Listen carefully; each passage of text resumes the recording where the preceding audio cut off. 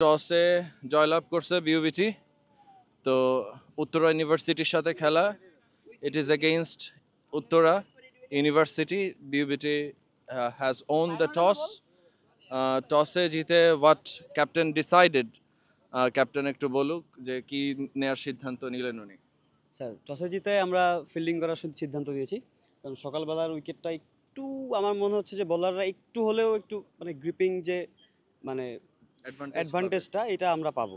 মানে ওদেরকে যত তাড়াতাড়ি সম্ভব আমাদের অল আউট করার চেষ্টা থাকবে, যত কম রান হবে। আপনার দলে পেসার আছে শরীফ, আপনার দলে পেসার আছে রিয়াদ, আপনার দলে আমি জানি না হৃদয় বল করবে কিনা, সে ইনজুরির কথা বলতেছে কিছু ব্যাক পেইনের।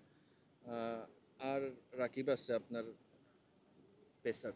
জি, স্পিনার আকাশ, লেগ স্পিনার, আপনি নিজে স্পিন করেন অকেশনালি। তাওহিদ আছে, ওইদিকে তাওহিদ আছে। কেমন দল আমাদের? স্যার, প্রত্যেকটা প্লেয়ারই স্যার ফাইটার। আমাদের প্রত্যেকটা প্লেয়ারের মধ্যে জেতার জন্য ক্ষুধাটা যে দরকার, সেই ক্ষুধাটা আমাদের প্রত্যেকটা প্লেয়ারের মধ্যে আছে। আর আপনি যেটা বললেন যে হৃদয় ইনজুরির কারণে বল করতে পারবে কি জানি না স্যার।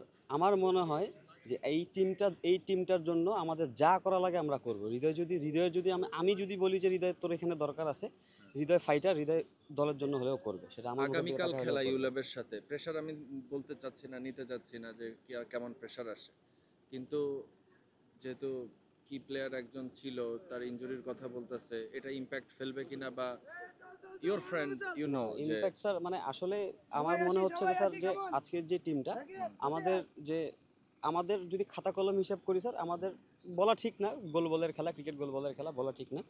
খাতা কলম হিসাব করলে স্যার ওদের থেকে আমরা 2% হলেও আগায় আছি। তো এখানে ওদের সাথে আমাদের পয়েন্ট হারানোর কোনো রিস্ক নেওয়া উচিত হবে না। আর সেখানে যদি এখানে আমি যে কি প্লেয়ারের কথা আপনি বলছেন, যে কি প্লেয়ারকে যদি আমরা এখানে সেফ খেলায় যদি আমরা এই পয়েন্টটা গেইন করতে পারি, সো এখান থেকে হৃদয়ের আমি মনে করি যে আগামীকাল ম্যাচের জন্য এখানে তার প্র্যাকটিসটাও খুব ভালো হচ্ছে, মাঠের এনভায়রনমেন্টটা পাচ্ছে, ছেলেদের সাথে থাকতে পারতেছে, এটা খুব ইম্পর্টেন্ট আমার কাছে মনে হচ্ছে। অসংখ্য ধন্যবাদ ক্যাপ্টেন, আপনার এই কথাগুলো আপনার দলের জন্য অনেক একটা সুসময় নিয়ে আসুক এটা আশা করি।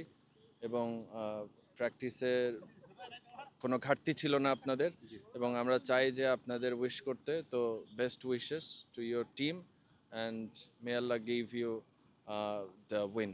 Thank you. Thank you.